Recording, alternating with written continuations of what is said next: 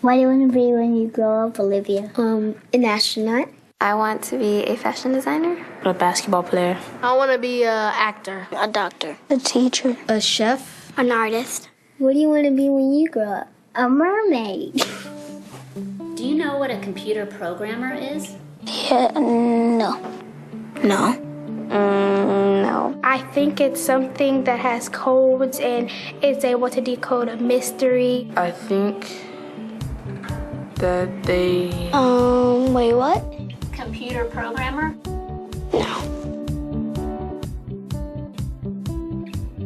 Nowadays, just about everything requires some form of programming. So, what is it? Programming is basically explaining to a computer what you want it to do for you.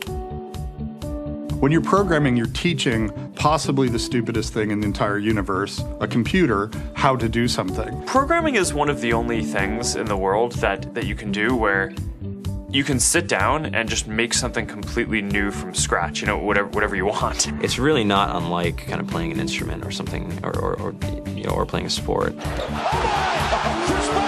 It starts out being very intimidating, but you kind of get the hang of it over time.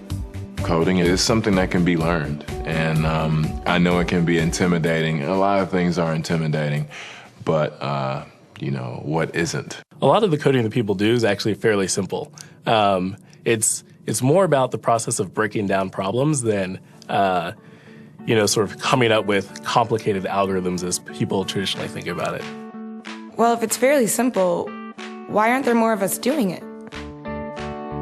Over the next 10 years, there will be 1.4 million jobs in computer science, and only about 400,000 grads qualified for those jobs. That's a shortage of 1 million people. So, how do you start?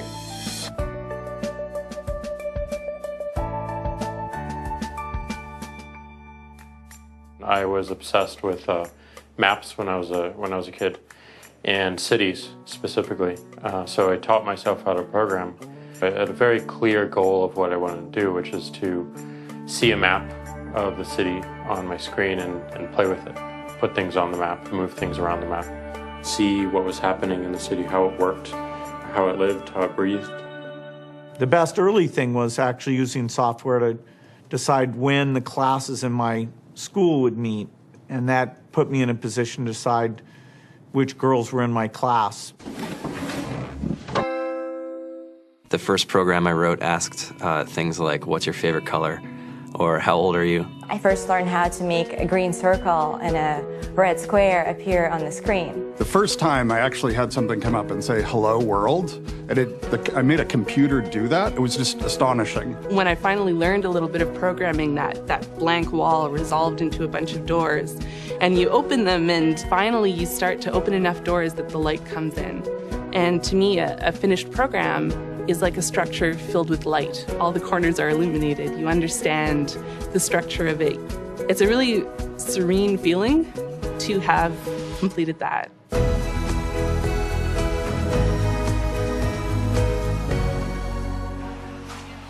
It took me some time to realize that creating things with your hands or creating code, creating programs, is just a different way to express creativity.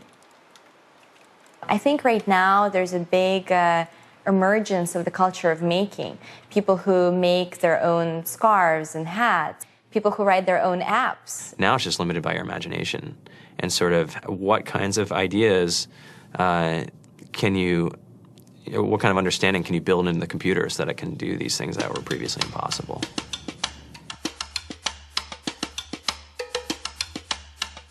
All great things are built in teams when you collaborate with other smart people. You're testing your ideas, you're stimulating each other. That's what makes us successful. It's not some flash of brilliance by somebody who then codes 24 hours a day for 3 weeks. It's what happened. The magic happens when we're all on the same page, collaborating and building something together. There's a much greater need in the world for engineers and people who can write code than there will ever be supply. And so we all live these very charmed lives. To get the very best people, we try to make the office as awesome as possible.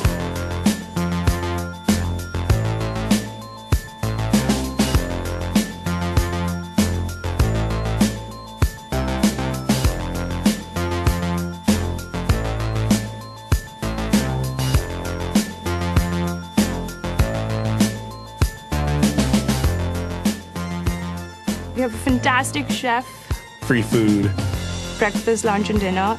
free laundry, snacks, even places to play and video games and scooters. There's all these kind of interesting things around the office and places where people can play or relax or go to think or play music or be creative. I went on the Bureau of Labor Statistics for the United States, and there's about a third of the pie that's all the things you would expect. It's, they're working in the government, they're working in typical technology jobs. But then, like, the rest of the pie, and it was the majority of the pie, just split down into these little teeny slices of every industry imaginable. And what it is, computers are everywhere. You want to work in agriculture? Do you want to work in entertainment? Do you want to work in manufacturing? It's just all over.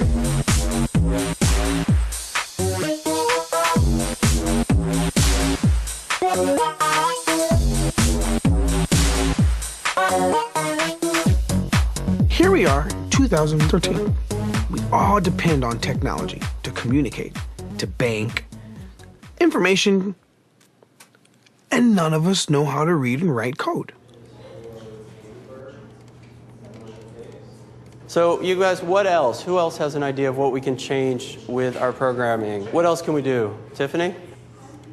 What I saw my students take away from using Scratch and programming in our classroom is that they were willing to push through problems. It really builds critical thinking, it builds problem solving, and it's something that they can then apply to math in the classroom or their reading skills.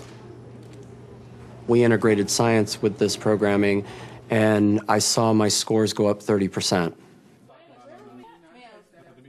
When I was in school, I was in this after-school group called the Whiz Kids. And when people found out, they laughed at me and, all these things. And I'm like, man, I don't care. I think it's cool. And, I'm learning a lot. And some of my friends have jobs. It's important for these kids.